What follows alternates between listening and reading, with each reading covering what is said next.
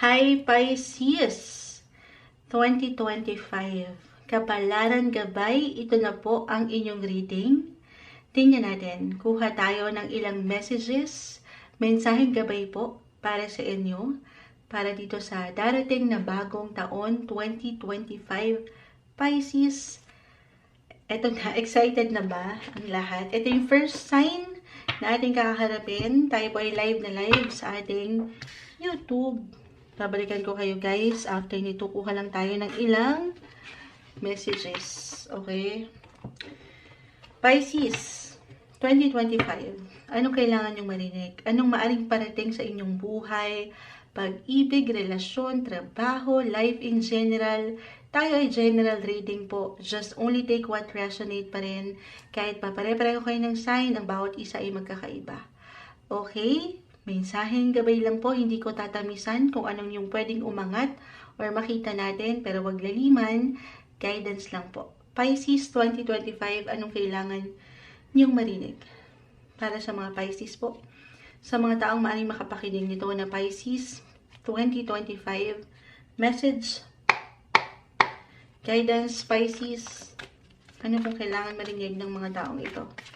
Mensaheng gabay 2025, bagong taon.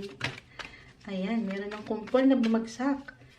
Hindi natin yan pipigilan. Pisces, huwag kayong mag-alala bago natin to gamitin. Sinashuffle natin mabuti rin.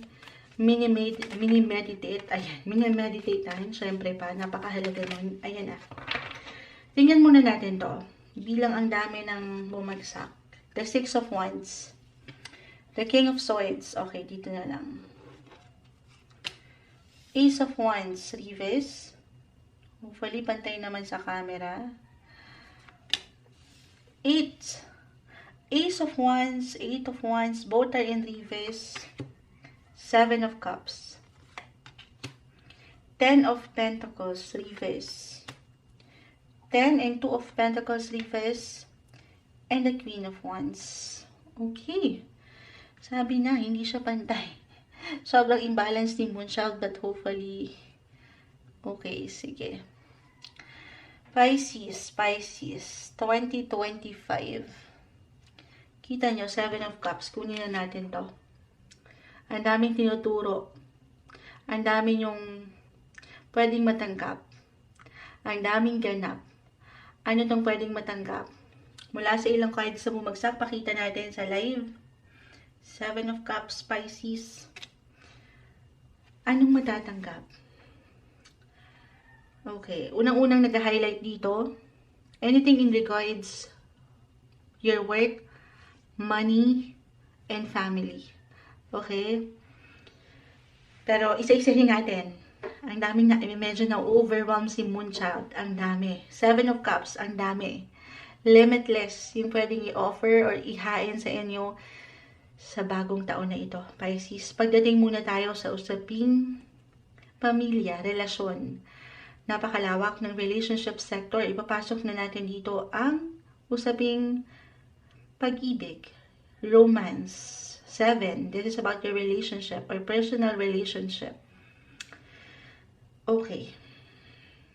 Sabi ko na sa inyo, hindi ko tatamisan. Ito yung una kong nakukuhang mensahe.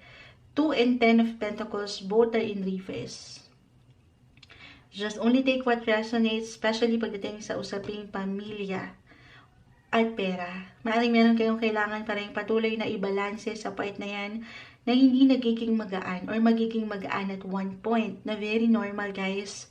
Usaping pera, highs or lows, ups and downs, na hopefully, okay, hindi to something na parang sa pagitan lang ito ng usaping pamilya at trabaho, work and life balance na hindi madali. Hindi madali. Lalo pa kung meron na kayong ilang obligations. Kayo yung matatawag rin na providers or breadwinners sa family. Siyempre, medyo, rin yun. Pasok yun sa isipin nyo. Yung paglalaanan nyo ng energy ay hindi lang para sa inyo eh. As a Pisces, umaangat yung inyong pagiging selfless, yung pagiging empath nyo, ayan, sensitive sa ilang emosyon, sa ilang tao sa inyong paligid, especially your loved ones. Okay. If ever hindi ito mag-apply, other messages, I mean yung sa pera, meron kayong pupunan pa rin na ilang kakulangan. Patuloy na paggasta, syempre naman. Normal yan, Moonchild. Or meron kayo talagang pag-aalayan ng energy. Possibly, kung hindi ito about your physical home, or, I mean, kung higit tayong magiging practical, meron ba kayong aayusin, kukumpunihin, or talagang dadaan kayo sa house renovation this year? Ten of Pentacles po. This is about your family sector. Kaya inuna na natin. Pero, this one is in reverse. Isang indikasyon na patuloy kayong parang may pagka-tight sa budget. Dahil na rin dito sa ilang kailangan yung harapin at tugunan sa usaping ito. If this is not about your place, your home, sa physical na ng tahanan, okay? Pwede rin po. Ito ay may patungkol sa ilang miyembro ng pamilya. Possibly na bibigyan nyo ito ng kumbaga extra care and attention. Pag-aalayan nyo ng focus, kumbaga.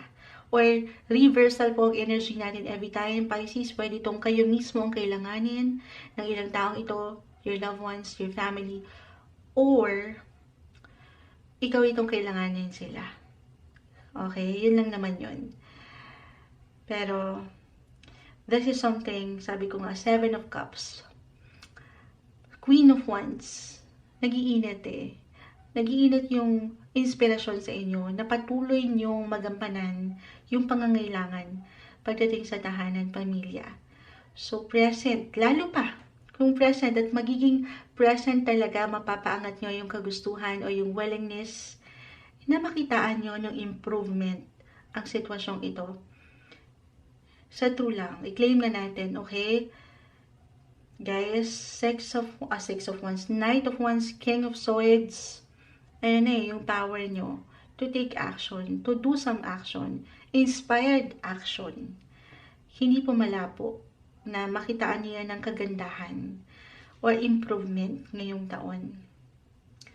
Meron tayong nakikitang patuloy na magandang progress dito. Although, kaakibat nito, sabi ko sa inyo, yung patuloy na, halimbawa, pagdating sa pera, yes, merong papasok merong i-offer, may trabaho, may something, energy pa rin na paglabas. Ganun din, meron ding papasok, may paglabas at pasok, yun lang yun.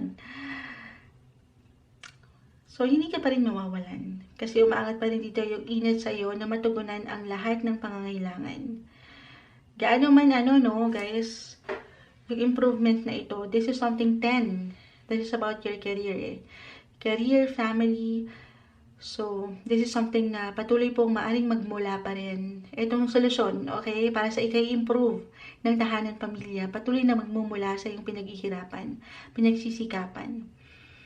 Pero ulitin ko po, narito yung improvements or even developments. Ano man yung higit nyong gustong patunayan dyan or bigyan ng diin sa aking ilang nabanggit, walang imposible sa inyo. Mapapaangat nyo, i-claim na natin ito yung stability, yung security, okay, and yung comfort pagdating sa iyong pamilya o mahal sa buhay. Okay. Astrologically, okay, kaya marahil kaakibat pa rin yung ilang difficulty ng buhay na very normal. Ito kasing si Saturn, which is the planet of discipline, limitations, struggles, challenge, still currently in your sign, Pisces. And it will last until this year. Kung hindi ako nagkakamali, oo nga. This year, 2025, until around 2026. So, maring ramdam nyo pa rin ito. Okay, hindi mawawala yun. Saturn, again, the planet of discipline. Challenge is currently in your sign. It started last 2023 pa po. Okay, so kung nakaramdam kayo, patuloy nung parang Moonchild, parang pasan ko ang daigdig. Parang merong ilang gampanin, ilang gawain, na parang hindi maubos-ubos. Kasi kusa nyo rin itong ginagampanan. Kusang umaangat yung sense of responsibility, yung compassion nyo, yung pagmamahal nyo sa ilang tao sa paligid. Kusa or pwedeng kusang inihahain ng universe na wala tayong control. Pero meron at meron kang lakas dito. Meron kang power. Aking ulitin, Knight and Queen of Wands. na patuloy mong maharap. Magampanan yan. Tinetest ka lang po ni Saturn ng universe. Pero you are being guided. Patuloy mong laksan ang iyong paniniwala sa iyong sarili. Okay? Huwag kang panghinaan ng loob. Kahit pa sa mga panahon na parang kinukulang or parang walang solusyon yung problema. It could be about emotional din. Okay? Yung security pagdating sa emotions sa family or sa iyong kapareha. Hindi nagiging madali. Okay. Pero, merong solusyon. As I mentioned, tuloy lang. Paangatin mo yung pagiging unstoppable mo dyan. Huwag kang panghinaan ng loob. But it's okay, Pisces. Huwag mo kakalimutan. Siyempre pa, yung ikaw, sa mga panahon na parang nakakapagod. It's okay to pause. Recharge your energy. Very important yan. Paano mo nga naman magagampanan itong pangangailangan ng ilang tao sa iyong paligid, sa bahay, sa trabaho, sa kapareha, kung ikaw ay, paano na? Pagod na. Okay? Pahinga rin pag may time. Self-care and self-love. Huwag mo kakalimutan yan sa iyong sarili. If ever hindi yun makarelate, napakaraming nais iwan ng baraha dito. Okay. Pisces. Nag-highlight pa rin kung aking i-apply. Ito kasi family. Umangat pa yung family. Kita mo may bahay dun. 10 of Pentacles. 2 of Pentacles, work din ito. 10 to King of Swords, yung pagiging leader nyo or entrepreneur nyo sa negosyo man or kung kayo nagwo-work sa isang kumpanya, umaangat. Okay? Kasi nag-iinit or a reminder na patuloy na pag-angat ng inspirasyon, motivasyon. Sino ba ang dahilan mo, Pisces? Patuloy mo yung ilaban. Home. Okay, for some of you, sobrang mag-a-apply ito astrologically dahil nag-highlight pa rin ang iyong usaping tahanan. Jupiter, the planet of luck, still currently in your 4th house. Okay? 4th house of home. Especially in the first half of 2025, Pisces. So, kung meron kayo, halimbawa, kung kayo nasa isang company, a real estate company, kung nagbebenta kayo ng bahay, okay? Or kung ibibenta nyo ang inyong bahay, ganun lang to, okay? Meron ako nakikitang magandang possibility. Meron tayong improvement. Meron at merong papasok sa part na yan. Kung meron kayong binibenta, especially kung kayo mga agent or nagbabuy and sell, maganda po. Maganda yung flow. Merong luck. Again, Jupiter, still currently in your 4th house. Eto, ilang kakulangan, kailangan yung gampanan sa pamilya mahaharap dahil merong solusyon tayong nakikita. Mula dito sa aking ilang na-mention. Para sa mga real estate agent na nakikinig ngayon, claim na natin din ito. Okay? Okay. So, yung priorities po is in the family and work. Your loved ones. Napakalawak again, relationship-wise. Okay. King of Swords, Knight of Wands, Love, Knight and Queen of Wands, priority and time management. Nakikita ko 2025, may pagka-busy. Pero, andito na tayo. Saan? Pagdating sa usaping pag-ibig, relasyon, i-claim natin na meron ditong paglago. Parang merong growth. Ayun lang. Dahil if ever mag-apply kung kayo mga breadwinners, providers, hindi siya magiging madali for some of you. In a relationship, couples, married, or single, kasi nga, mahati yung oras or nahati yung atensyon. Reversal tayo every time. So, pwede itong mag-apply sa inyong partner, sa inyong asawa, okay, or kung meron kayong business partner na matatawag, pwede rin natin maipasok yun.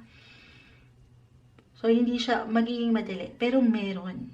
May pagkakataon. Kung bibigyan nyo ito, pag-aalayan nyo ng balance, pagbibigyan kayo ng pagkakataon na mas mapalalim ang connection ito. May pag-spark.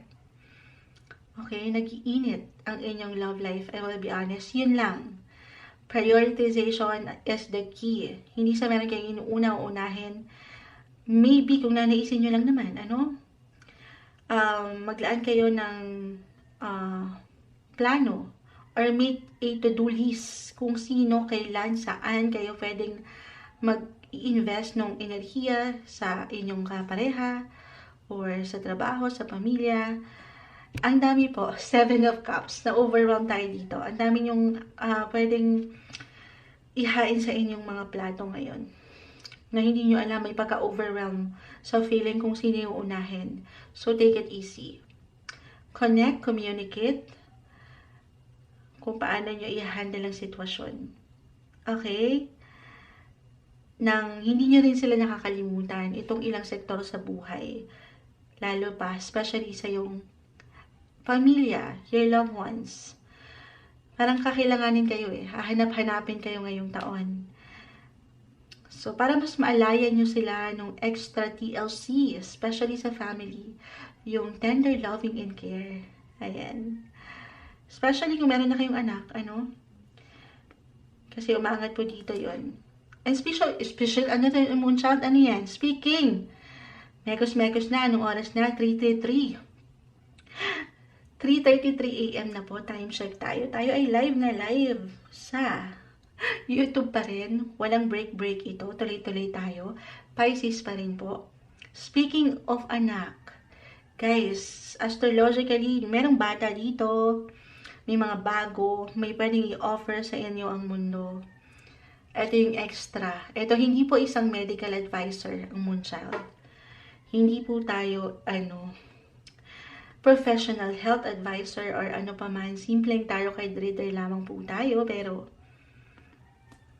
okay.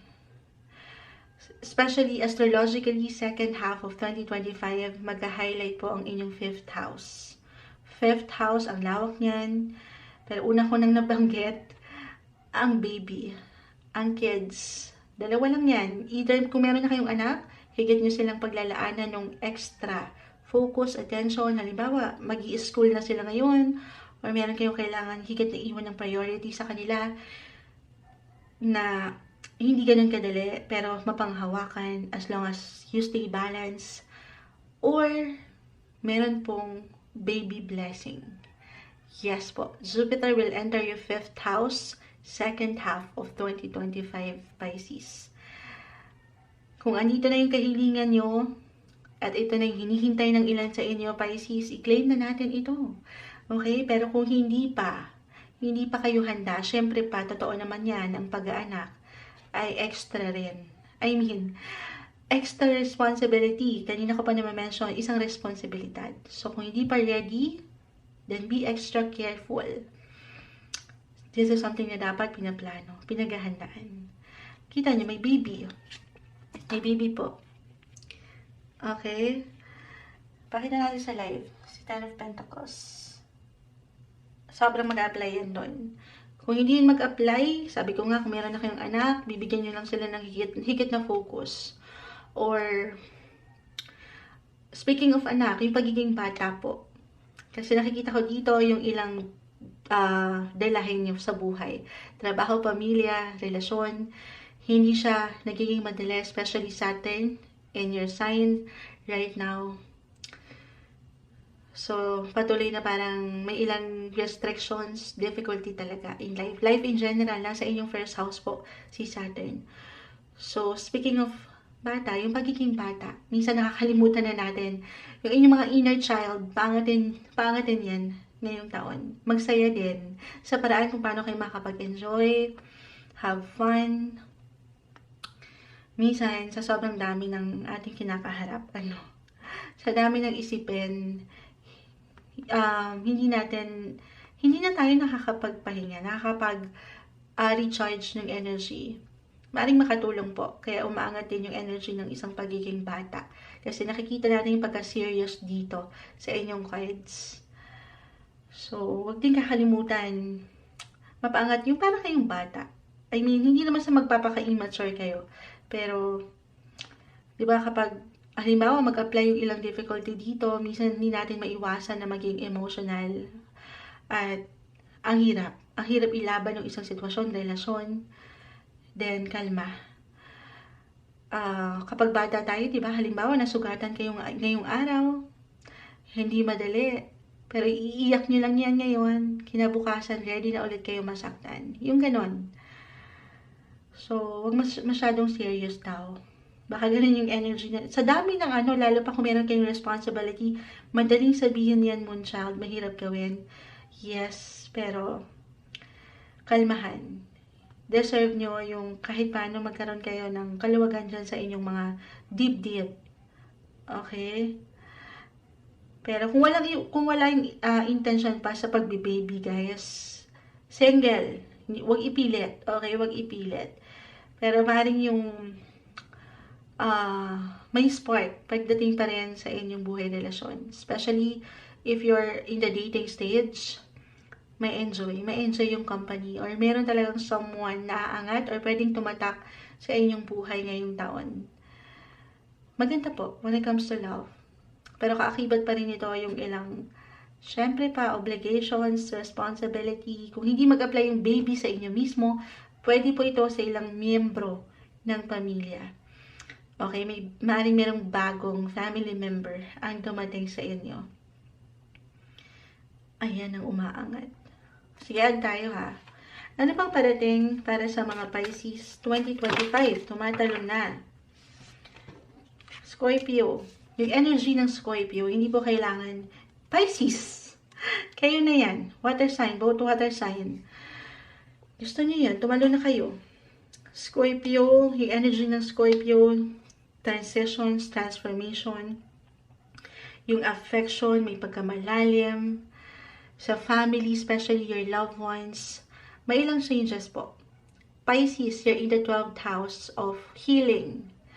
Kung meron kayong kailangan pahilumin, pagalingin, or maybe that is a sign for some of you, kung meron kayong kailangan i-let go, or patawarin, ito sa paraan nyo. Hindi nyo kailangan sundan yung bawat na ma-mention ni Moonchild.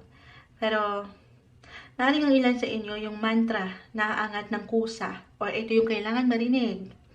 Para bang, sandali, may pagkamalalim kasi ito. Scorpio, Pisces, both water signs, you have to listen to your feelings, your intuition, dahil alam nyo na to. Lalo pa kung meron kayong pinagdadaanan talaga dyan. Emotionally, mentally, physically, lahat na, financially, i-release. Meron kayong kailangan i-release. At ito yun. Ano yun? Yung ilang nagpapahirap sa inyo. Yung ilang, alam nyong hindi naman nakakapag-iwan sa inyo ng something benepisyo. Ayan, hindi sa meron tayong hinihintay. Pero deserve nyo yung merong give and take. Yung merong balance. Hindi yung kayo lang palagi. Maaring yung mantra again is, life is too short. Kasi angat yung energy ng pagiging bata eh. Life is too short. So, focus ako kung saan ako kailangan or merong growth, merong pag-usad. Kung saan naroon ang puso mo talaga na magiging masaya ka nang hindi ka nasasaktan or nahihirapan, syempre pa. At sa part na yan, sa dalawang sign na ito, kayo po ang higit na makapagpapasya. Wala dito sa mga barahang ito. Okay? Piliin mo kung saan ka parang mas mapapangat mo yung parang kang bata. Okay, na nagmamahal at the same time masaya at hindi ka naiiwanan ng ilang pag-aalala. Okay, may hugot. May hugot tong dalawang to eh. Kayo na mismo yan, Pisces. Pero sana mas mapaangat nyo rin po yung pagkasapat. Yung contentment. Na minsan, hindi natin mapiplease ang lahat sa ating paligid eh. Kasi dito, umaangat pa rin po yung sabi ko nga, yung sense of commitment, responsibility, na makapagbigay, ano man yung kaya nyong i-offer sa paraan nyo. Pero, guys, Pisces, tanungin ng sarili, na ibibigay din ba ng sapat sa inyo yung parehong pakikitungo nyo? Okay? Kasi kung kayo na lang ito, alam niyo yun, kayo na yung laging nagbibigay, kayo yung laging umunawa, teka, sandali lang, pag-iisipan mo na yan. Sabi ko nga, life is too short, napakalawak ng buhay. Napakalawak ng pwede nyo pang maramdaman, marating, matutunan. So, Be open sa ilang possibility. Kung meron kayong kailangan i-let go, kahit sa simpleng pakiramdam yan, or physically, mentally, emotionally, kung meron kayong gustong i-improve sa inyong mga sarili, again, changes, transformation, huwag kayong matakot. Take new chances, take risk para sa inyong sarili. Okay? Ano pa ba? Or maybe, tanongin mo dito kung sino, saan, posisyon, relasyon, mas mapapaangat mo yung kasapatan. Yung walang pag-iimbot, walang control, walang pagpipilit. Kundi ay para bang yung pagiging kontento mo na walang katumbas. Maybe, ito na yun. Piliin mo kung saan ka tanggap, kung saan na ibabalik yung naipapakita mo. Okay? Or na ilalabas mong enerhiya. Siyempre naman, it should be give and take. It should be balance. Or, sa mas practical tayo, umaangat yung emotions dito, guys. Sabi ko nga, sino bang dahilan or kanino ka ba bumabangon? Yun pa rin yung hugot nyo eh. Kahit na mas madalas yung message ko kung napupunan nyo pagdating sa mga Pisces. Self-care, self-love, kasi nga, bago nyo unahin ng inyong mga sarili, kusang umaangat yung pagpapahalaga nyo sa iba. Inuuna nyo muna sila. Na ang ganda, yun yung mga puso nyo.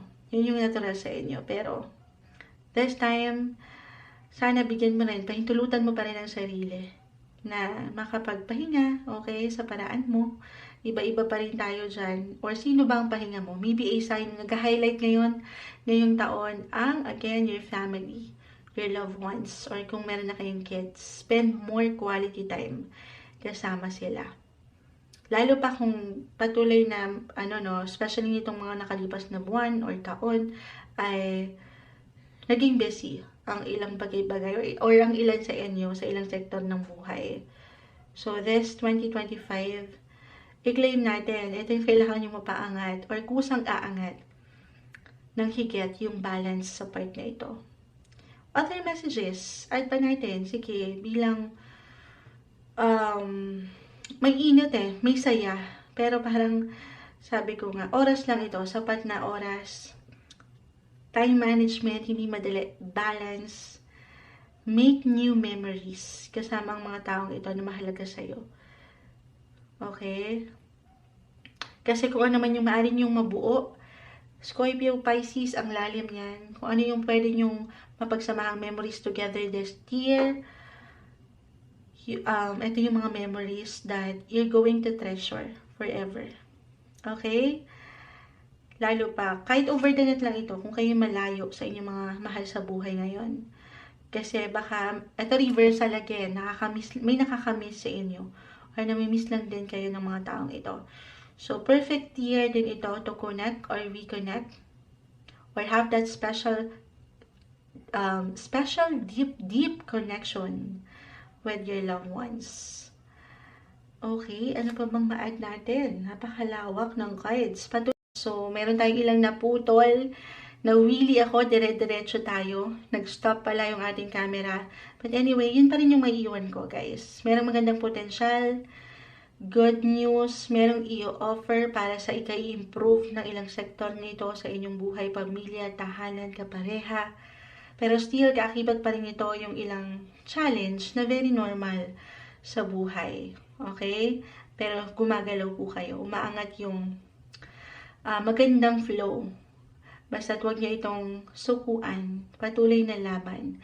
At meron tayong growth na nakikita. Merong magandang good news. Potential po. Okay? Lalo kung sasamahan nyo nung balancing pag-aksyon. Okay? Pero sa love, kung hindi pa kayo hindi pa tayo content doon sa aking ilang na-mention, no matter what your relationship status, again, single man, couples, married, may saya. Okay? You will go with the flow. Sabayan nyo to. Have fun. Sabi ko nga, dapat balance. Pero anuman ang maging takbo ng inyong relationship, positive or negative, ups and downs, highs or lows, sa huli, may iwan ko na piliin nyo sana ang maging masaya. Alam nyo na yan, kayo ang higit na makapagpapasya kung saan kayo mas nagiging masaya. Maging ready kayo to love and be loved. Life is short. Parang ganon. Go for the gold. Okay? Ito yung umaangat. Balance is the key. Work-life balance na kanina ko pa na-mention. Dahil marami pong pwedeng i-offer ang universe ngayong taon. Sige po, kuha na tayo ng pinaka-advice. Message, Pisces 2025. Anong kailangan nyo marinig? Pisces, mula dito sa ating ilang napag-usapan, anong kailangan nyo marinig? Pisces, guidance po. Pisces 2025. Anong kailangan nyo marinig ngayong bagong taon? Guidance po. Ayun na. Reveal. Scorpio na naman. Reveal what's need to be seen. Sige, add pa tayo yung energy ng Scorpio. Kasi meron ditong reveal. Merong katotohanan na pwedeng umangat. Okay? Dito sa aking ilang na pag-usapan, relasyon ba, trabaho, pamilya. At, sige, add pa tayo ha. Yung energy ng Scorpio. Reveal what needs to be seen. Pwede yan sa inyo mismo, guys. Patuloy kayo na maging totoo sa inyong sarili. At wala tayong malalim na magiging problema. Wala kayong dapat ipangamba. Stay true. Stay truthful sa inyong sitwasyon, relasyon. Okay? At pa tayo. Anong kailangan marinig ng mga Pisces this year? Anong kailangan marinig ng mga Pisces 2025? Ayan na. Open up to change. Guys, Scorpio, sabi ko nga sa inyo, Scorpio planet ruler is Pluto. Okay? Nagbigay the end. This is about changes. Change, transitions, transformation na kanina ko pa na-mention. Maging bukas kayo sa ilang pagbabagong ito. Minsan, ang hirap sabayan ito, lalo pa, something new ba ito? Ang daming pwedeng i-offer. Kasi nga, meron kayong i-let go, i-release nyo na yung ilang luma, hindi. Kumbaga parang yung feeling, you're out with the old and in with the new, bagong taon, bagong tao, bagong posisyon, relasyon, bagong pag-asa. Stay open. New moon in Aquarius. Yung energy ng Aquarius, very futuristic ito. Gumawa na kayo ng ilang long-term plans sa inyong buhay. 2025, perfect year to do something para sa iyong sarili naman. Okay, focus ka sa iyong goal. Go for the gold. Sabi ko nga, go for the goal. May ilang changes po. At i-allow mo ang mga pagbabagong ito. Huwag kang matakot. Okay? Or, why I'm getting a message, ito, add natin ito sa 5th house kasi umaangat. Knight of Wands, Queen of Wands, 5th house in astrology, sobrang mag-highlight ito again sa inyong buhay, especially second half of 2025, mag-highlight yung init dyan, yung matatawag niyong passion. Kung meron kayong gustong gawin or gustong pagbabagong gawin sa inyong buhay, gustong simulan, gawin mo na yan. Huwag mong pagdudahan ng sarili. For some of you, halimbawa when it comes to work, kung higit tayong magiging practical, piliin mo yung posisyon na ito, na parang hindi ka nagtatrabaho, pero na-enjoy mo lang. I know, hindi lahat ay nabibigyan ng pagkakataon na maging practical or masunod kung ano yung nasa puso nyo para sa mas pagbabago na gusto nyo makita, para sa mas mahal nyong gawin. Pero, yung saya, ayan, tanongin ng sarili kung saan kayo higit na magiging masaya. Maybe this is a sign for some of you, Pisces. Just only take what resonate. Ihahabol natin ito. Nasundin mo kung saan ka higit na magiging masaya. Pagdating sa inyong passion or love life man ito, or trabaho as I've mentioned, yung work na parang work that will feel you like you're not working. Alam mo yun, parang hindi ka nagtatrabaho kasi mahal mo yung ginagawa mo. Kasi nag-enjoy ka lang, masaya ka lang. So, open up to change. Huwag kayong matakot na i-reveal yung gusto nyong gawin pa. Or kung meron kayong kakayanan. Okay, minsan kailangan nyo lang laksan at tibayan ang inyong loob. Ayan ang umaangat. Maaaring merong ilang pagbabago kayong tatahakin this 2025. At sa huli, tanging kayo po ang makapagpapasya. Tanungin ang sarili, Pisces. Masaya ka pa ba? Sa part na yan, do some reflection, pag nilay-nilayan ng inyong life ngayon pa lang, and do some life review. Kung ano tong ilang patuloy nyong kinahak or dinanas, patuloy nyong kinakaya na laban sa buhay. Deserve mo ang maging masaya. Stay happy, stay optimistic pagdating sa iyong buhay, relasyon, pag-ibig, trabaho, karera, pamilya, andito na lahat. Ito ang umaangat na messages para sa inyo. Mensaheng gabay lamang po, year 2025, Pisces.